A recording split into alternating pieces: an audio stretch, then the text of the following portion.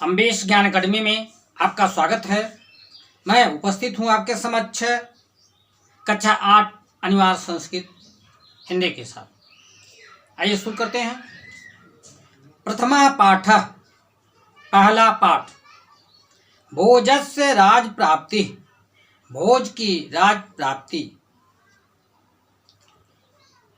पुरा धारा राज्ये सिंधुल नामकः राजा चिरम प्रजा पर्यपालयत।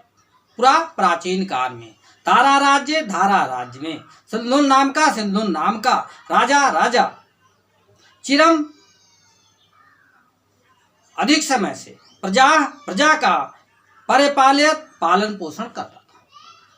प्राचीन काल में धारा राज्य में सिंधुन नामक राजा काफी समय से अधिक समय से प्रजा का पालन पोषण कर रहा था। तस्य वृद्धावस्थायां भोजा इति पुत्र अजायत।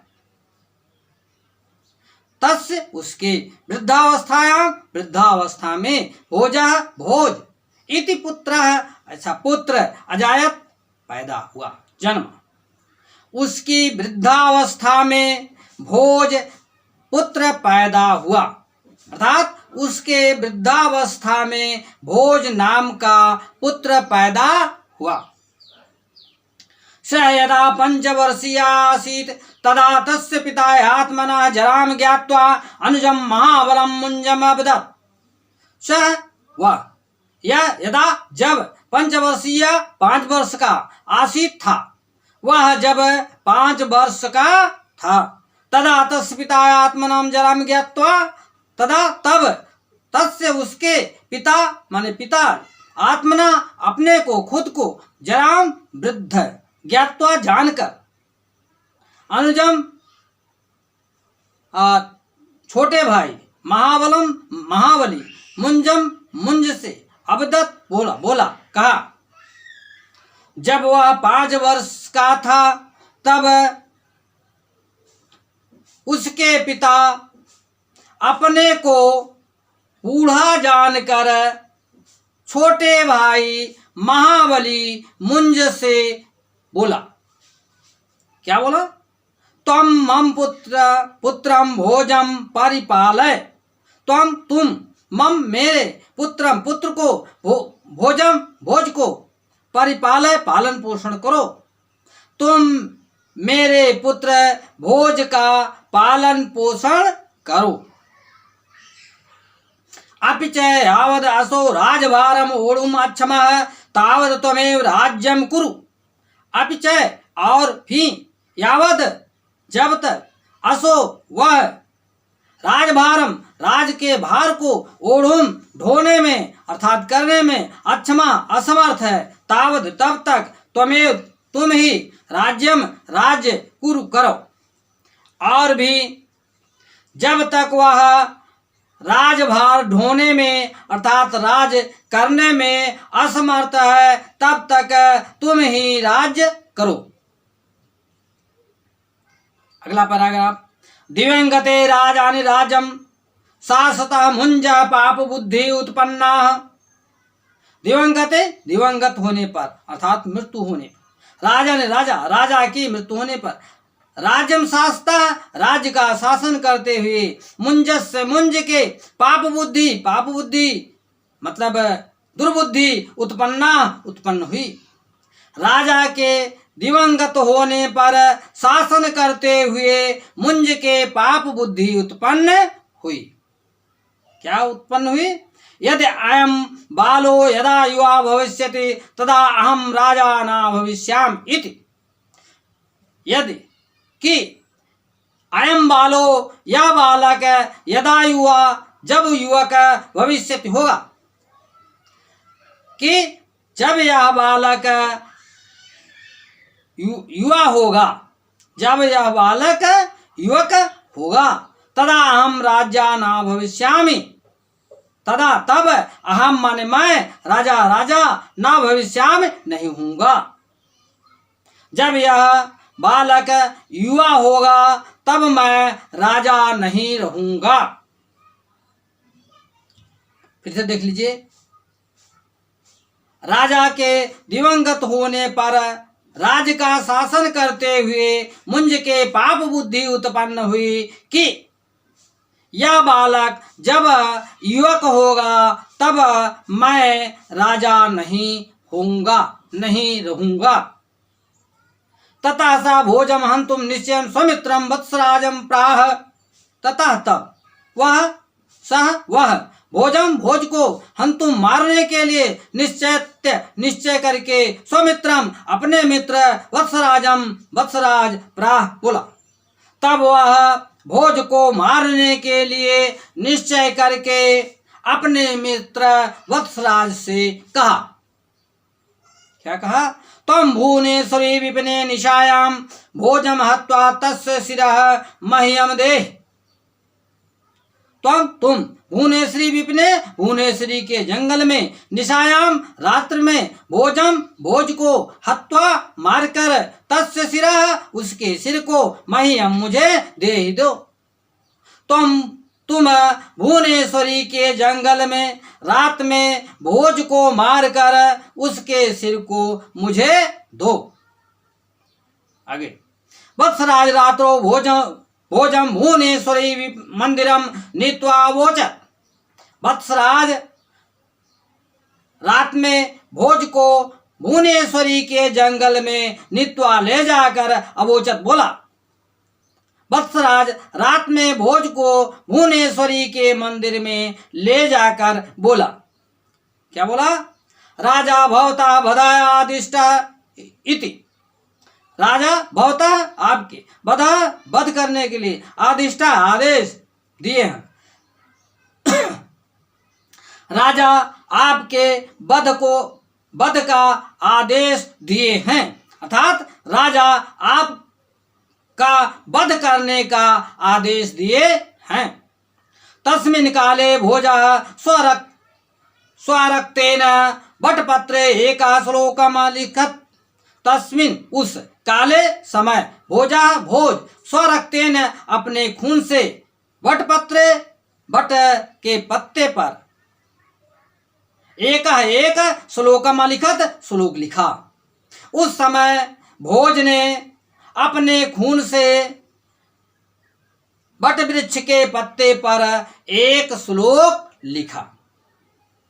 तेन श्लोकेन वैराग्यम पन्ना वत्सराजा भोजम भूमि गृहांतरे सुरक्षितवान।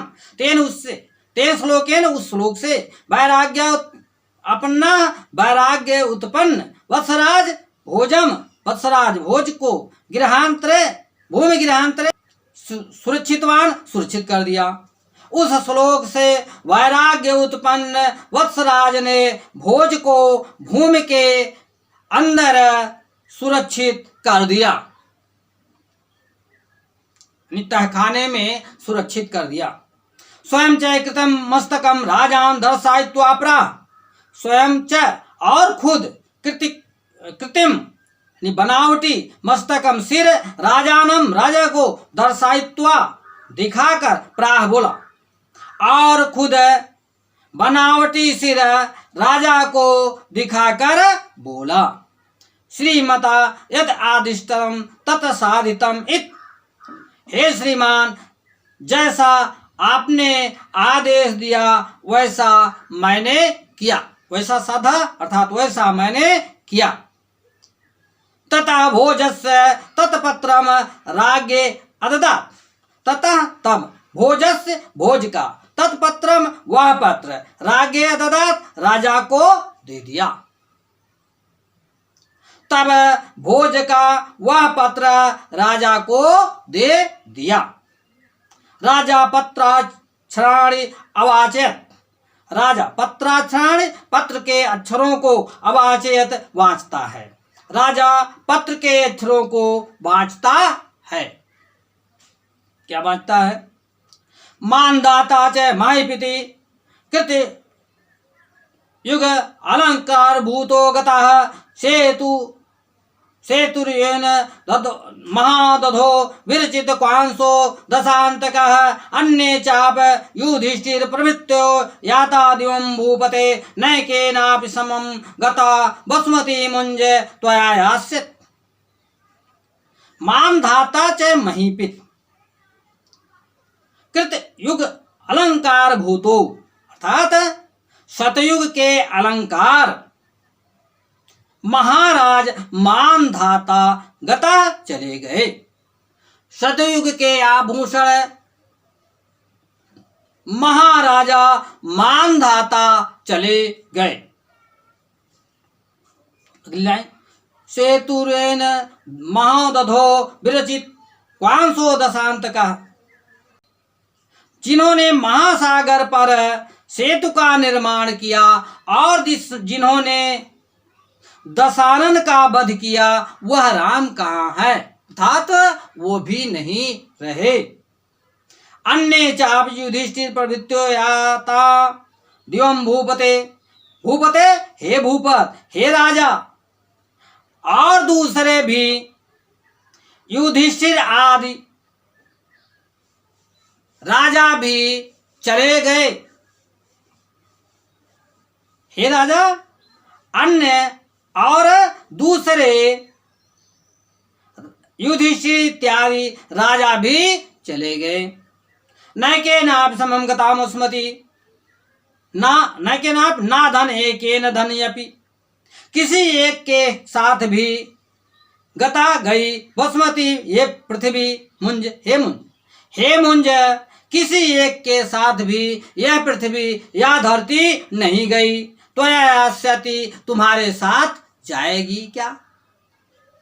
उसने पूछा, किसी एक के साथ यह पृथ्वी नहीं गई तो तुम्हारे साथ जाएगी क्या, नहीं जाएगी। आगे देखिए,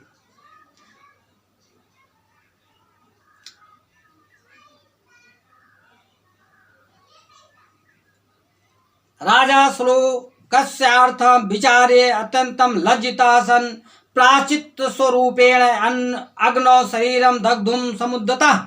राजा श्लोकार्थ है, श्लोकार्थ विचार है, विचार करके समझ करके अत्यंतम अधिक लज्जिता लज्जित सन हुए, प्राचित रूपेण और प्राचित के रूप में, अग्नो अग्नि में, शरीरो शरीर को, दग्धुम जलाने के लिए, समुद्रता उद्दित हुए। राजा श्लोक के अर्थ को विचार करके बहुत ही लज्जित हुए, प्राश्चित के रूप में शरीर को अग्नि में जलाने के लिए उद्यत हुए, यानी तैयार हुए। तस्मिन्नेव काले भोजा जीवित इति रहस्यम वत्सराज उद्घाटितवान। तस्मिन्नेव काले, तस्मिन् धन एव, उसी ही काले समय में, उसी ही समय में भोजा जीवित, भोज जीवित है, उसी ही समय में भोज जीवित है। इस रहस्य का उद्घाटन वत्सराज ने किया। उस समय भोज जीवित है, इस रहस्य का उद्घाटन, इस राज्य को खोला वत्सराज ने। तेन अतीव प्रसन्न मुंजम भोजम राज सिंहासने स्थापित्वा स्वयं पतन्यासः तपोवनम जगाम। तेन उससे अतीव अधिक प्रसन्न मुंज भोजम भोज को राज सिंहासने राजा के सिंहासन पर स्थापित करके स्वयं खुद पत्नी साध तपोवन को जगाम चले गए। उससे अधिक प्रसन्न मुंज भोज को राजा के सिंहासन पर स्थापित करके अर्थात बैठा करके स्वयं पत्नी के साथ तपोवन को चले गए। धन्यवाद। कैसा लगा? अच्छा लगा हो तो लाइक करेंगे, शेयर करेंगे और सब्सक्राइब करेंगे।